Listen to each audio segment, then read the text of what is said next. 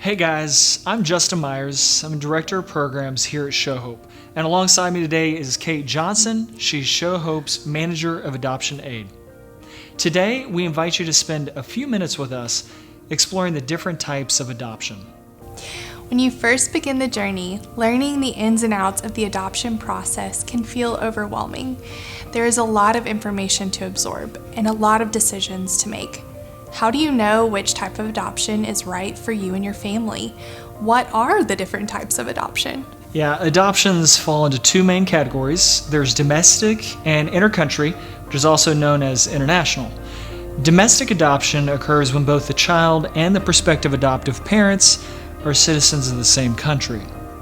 Intercountry adoption occurs when a child is adopted into a family whose country of origin and citizenship differ from the child's own. And within each category, there are a variety of avenues to consider. The term domestic adoption refers to the process of a citizen adopting a child with the same citizenship. Wait times, fees, and the level of risk vary among domestic adoption processes. Because of this, it is not unusual for a family to feel a level of apprehension about pursuing a domestic adoption. Education and preparation are important, as well as a solid support system that comes alongside you with encouragement and resources. Within domestic adoption category, there is adoption through foster care. Today, there are more than 400,000 children being cared for in the U.S. foster care system. And a child who is under the guardianship of the state may be eligible for adoption if parental rights have been terminated. Currently, more than 125,000 children in the U.S. have had parental rights terminated and are in need of the permanency of a family. If you are the relative of a child in foster care, the child can usually be placed with you as long as you can adequately care for the child. This type of adoption is known as relative or kinship adoption. To learn more about foster care, visit the National Foster Parent Association and the Christian Alliance for Orphans websites. Now, let's turn to licensed private adoption. Licensed private placing agencies are subject to operational oversight and are required to meet state standards to ensure ethical practices. Gathering references from others who have used a particular agency is one simple way to ensure that an agency's standards align with your own. But a consultation, either by phone or in person, is encouraged. And when adopting through a licensed private agency, the adoptive and birth families will each be represented by a social worker. Now, once you complete a home study, the agency you choose will present your family profile to prospective birth families based on that agency's specific procedures and policies.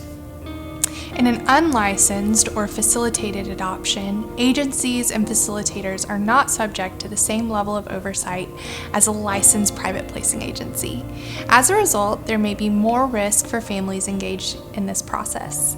Independent facilitators like adoption consultants or lawyers aid in the process by conducting home studies, creating profiles for families, and sharing those profiles with multiple agencies.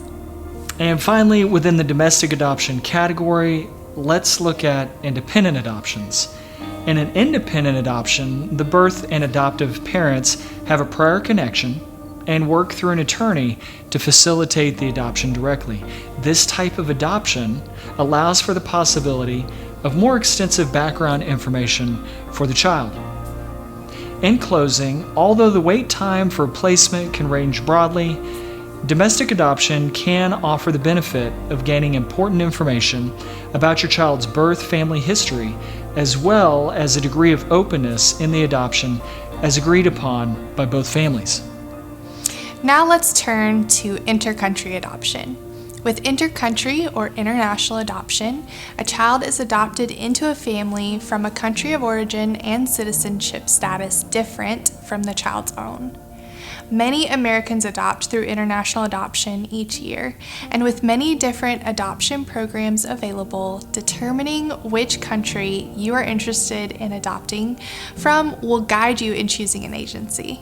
As a prospective adoptive parent, it's also good to keep in mind that the amount of information available about a child's history will range broadly between programs and care organizations.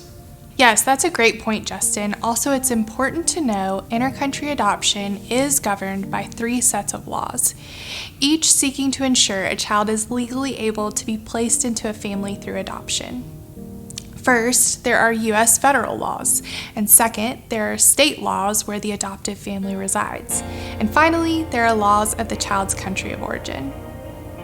Another crucial note to keep in mind, because the U.S. is party to the Hague Adoption Convention, it is important to understand how those laws affect the process. You can learn more about the Hague Convention by visiting showhope.org/Hague Convention.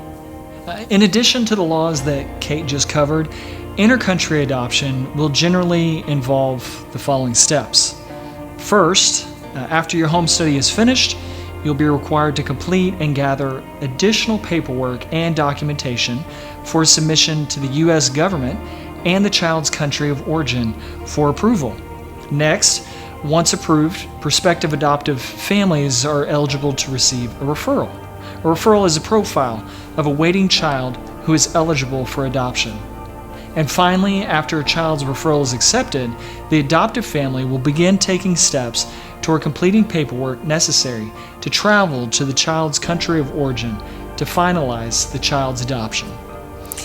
Okay, today we have covered a lot of ground, Yeah. and we appreciate your time and focus. And as you continue to research the adoption process, it is good to keep in mind that each type of adoption is different and carries its own unique set of circumstances, and only you can decide which avenue is best for you and your family.